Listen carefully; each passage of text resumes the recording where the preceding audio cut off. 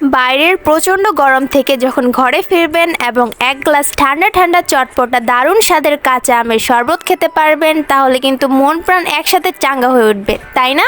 আসসালামু আলাইকুম ভিউয়ার্স, আজকে জাকিয়া কুকিং স্টুডিওর আয়োজনে থাকছে গরমের জন্য স্পেশাল আমের জুস। প্রথমত আমের রেসিপি তৈরি করার জন্য এখানে 2টা কাঁচা আম নিয়ে নিয়েছি। এখন কাঁচা আম দুটোকে কেটে পিস পিস করে নিব। রেসিপি তৈরির জন্য উপাদানের তালিকা রয়েছে কাঁচা আম, যেগুলো আমি আগে থেকে কেটে নিয়েছি। এগুলো এই শেপের হয়েছে, বেশি মোটাও না বেশি চিকনও না। আর উপাদানের মধ্যে রয়েছে 3টা কাঁচা মরিচ, 1 চামচ গোলমরিচের গুঁড়া, 1 চামচ বিট লবণ, হাফ বাটি চিনি, 1টা লেবুর রস, পরিমাণ মতো ধনেপাতা। এখন সবগুলো উপকরণ একটা ব্লেন্ডার জারে ঢেলে নেব।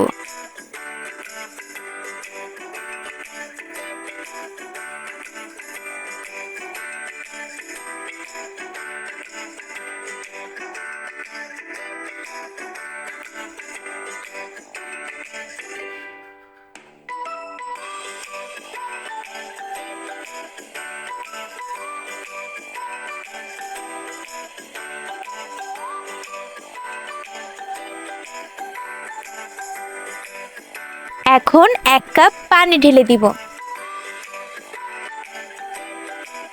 উপকরণগুলো এখন ব্লেন্ড করে নিব।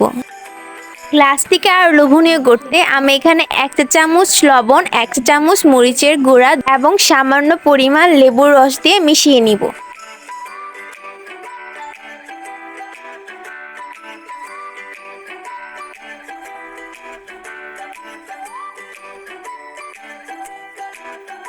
এখন মরিচ ও লবণের মিশ্রণটি গ্লাসের মুখে লাগিয়ে নিব।